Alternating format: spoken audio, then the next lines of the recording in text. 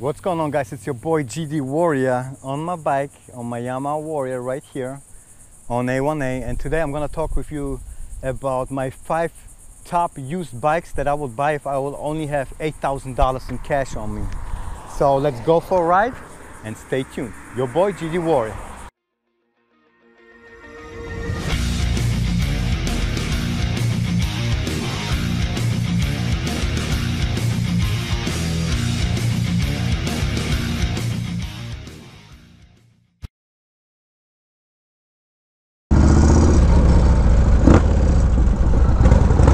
What's going on, guys? It's your boy GD Warrior on this awesome day here, right here at the beach. Look at that.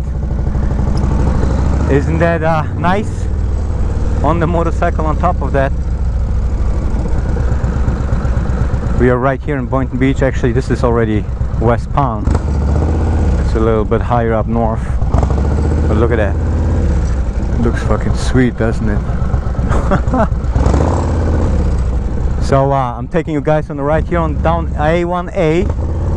We're gonna go all the way to Delray on A1A. Extremely rich neighborhood over here. Thanks, guys, for tuning in. My boys, my girls, hi ladies. Anyways, today I'm gonna talk with you guys about my top 5 picks if I would have only $8,000 in cash in my pocket. Let's talk about my 5 used cruiser motorcycles.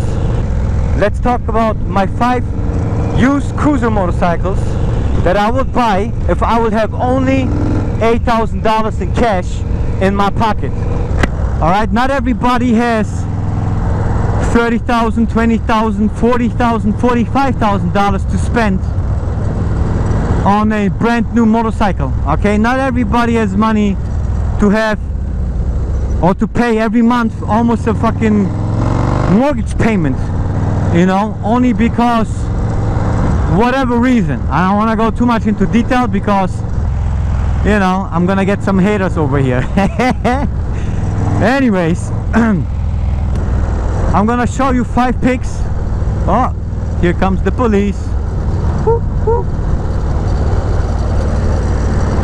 First place, below $8,000, and I also try to keep it under 25,000 miles. All right, these are not high mileage bikes that I picked here that you can find online, you know, Cycle Trader and stuff like that. My first place, the whole Yamaha Star lineup, and that's not because I own a Yamaha Roadstar Warrior.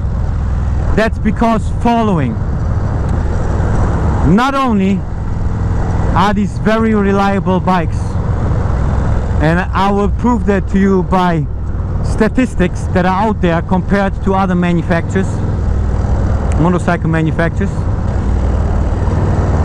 Yamaha's failure rate in the whole Yamaha Star lineup, especially the bikes, you know, the 2001, 2002 up to like 2014 Yamaha Star lineup, lowest failure rate in the whole motorcycle industry, 11% compared to other ones. 11%. For example, a very well-known popular American brand, 25%. That's one argument. Second, after the reliability, price. Very, very, very, very affordable.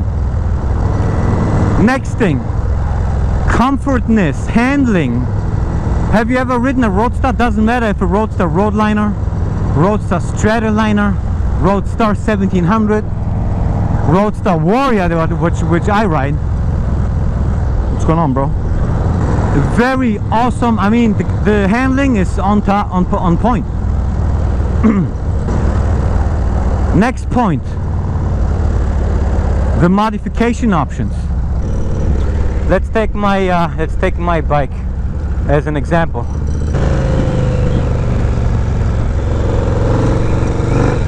There are so many modification options out there, tuning, everything. It's crazy. I mean, I bought this bike for $5,000. with 1100 miles on it. It was stock, one owner. Even the reflectors and everything, the stickers were still on the bike. And you know, with everything together, all my modifications included, you know, including everything, engine parts, performance, completely everything. The way you see the bike, I spent like $12,000 total. Okay, included in that is, you know, the fat tire, the tricky air ride suspension, the engine mods, and for around $3,000 total, I made the bike faster than 90% of the bikes out there, of the cruiser bikes. All right,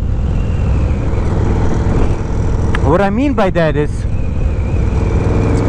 out of my 1700cc 102 cubic inch engine, which the stock which the stock horsepower numbers are 72 horsepower to the rear wheel, not crank, and around 100 pounds of torque, for $3,000 total, I dynoed the bike at 110 horsepower to the rear wheel at 121 pounds of torque, and this bike weighs only like 650 pounds.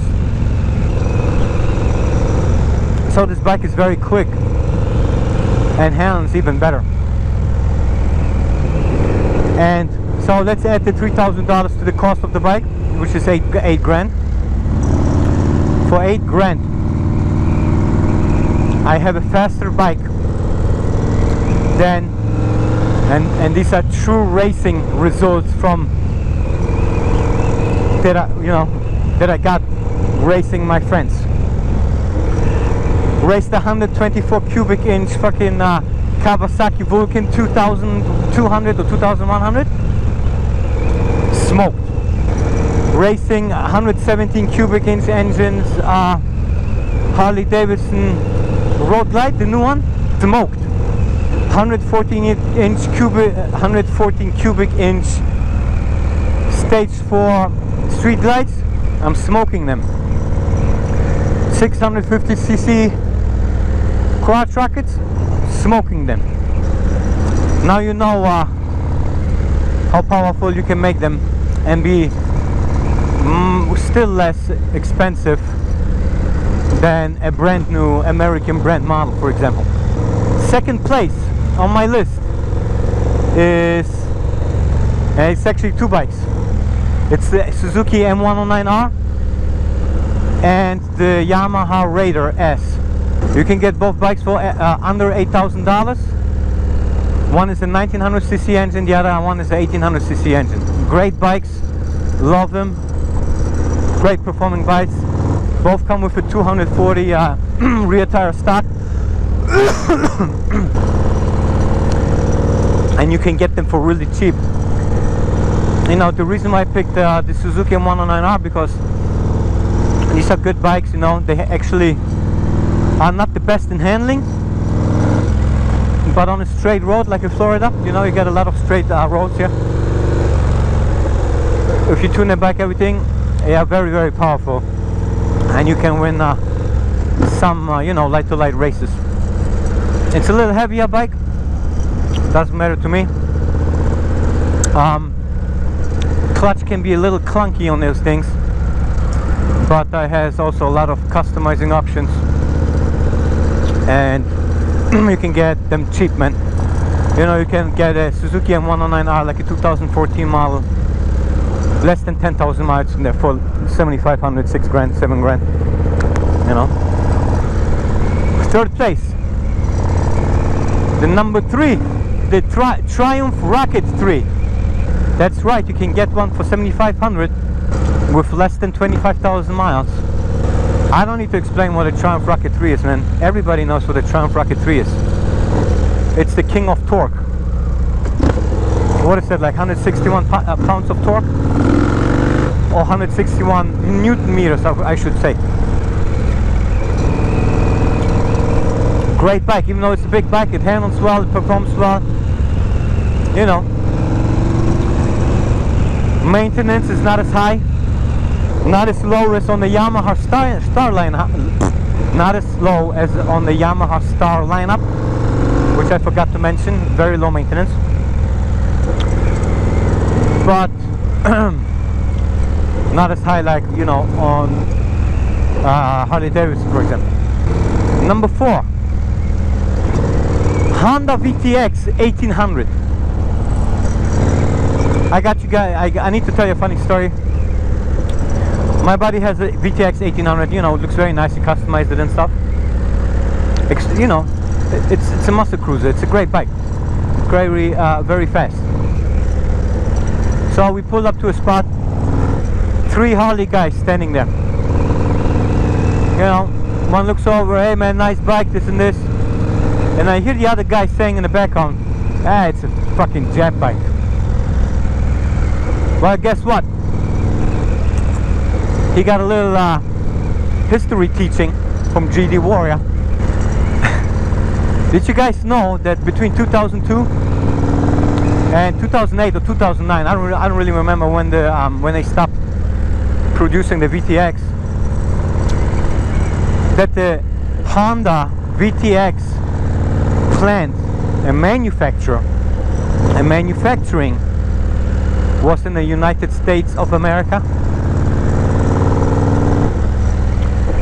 by people like me and you, United States of America citizen, employed people, taxpayers, who built these bikes. This bike was built in America. So you tell me, is it a jet bike or is it an American bike when it was built by people like you and me in your own country, in one of your states? Huh? You tell me, buddy. And don't tell me, oh yeah, but it got Japanese parts in there, because your bike has a bunch of Japanese parts in there. Next one, number 5, and that's the last but not least, and that's a shocker. I almost bought it because I was shocked about the price. You can get a 2012 Victory Hammer 8-ball 1700cc 6 gears 250 rear wheel standard with 2,000 miles, maybe I think 2,600 miles, something like that, for not even $7,000, dude. $6,700. I found it today on Cycle Trader. Whoa, whoa, whoa, whoa, whoa, whoa! Not everybody at the same time rushing to their laptops trying to buy this bike, okay? Relax. Fucking relax, all right? Yeah, black, you know, black glossy looking freaking Victory Hammer, man. Those are great freaking bikes. I remember back then I almost bought one. It was actually on my muscle cruiser list. It probably has something to do because Victory's not in the game anymore and was bought by Polaris, but that doesn't matter. That doesn't mean that's a shitty product. Another story which actually happened maybe like 3 days ago. Me and the buddy had a conversation about his bikes, and he has a 2014 I think Heritage, Harley, and he just bought himself a Magnum, Victory Magnum, and he was complaining about how hard it is or complicated, you know, and a long ass process to work on his Heritage. He says he was just trying to change the oil and he had to take this off and this off and this off and this off just to get to the oil filter. And then he said, but on the Victory it was very easy. I have my drain plug right there, oil filter right next to it, and you know, you take one dripping pan, lay it all under there, take the oil plug off, take the filter off, and you're good to go. Oil change done, you know, 20 minutes. But on the Harley you had to take this off and this off and this off and this off and this off, and they had to put everything back together. Pain in the ass. I said, well, that's life. Anyways, so those were my top 5 used motorcycles that I would buy if I would have not more than $8,000 in my pocket cash. So I hope you guys like this video. Maybe that opened your eyes a little bit. Maybe you were in the market for a used bike, you know, you don't have that much money in your pocket and you're gonna look into these bikes. I hope this video was of any help and value to you. If it was, please consider subscribing. If you know anybody who could benefit from this video, please share it with him. And tell me please what other used bikes for under 8 grand you would consider. I need you to comment that below so I can read it and comment myself underneath your post. And I will keep riding here on this beach. And I see you guys then. It's your boy GD Warrior. How you doing? Nice bike. Nice and clean, I like it. Every time I leave, I gotta make sure it's not gonna rain. Yeah. Otherwise, it's 4 hours. Oh yeah, I bet. Especially with the rims. And it goes a little something like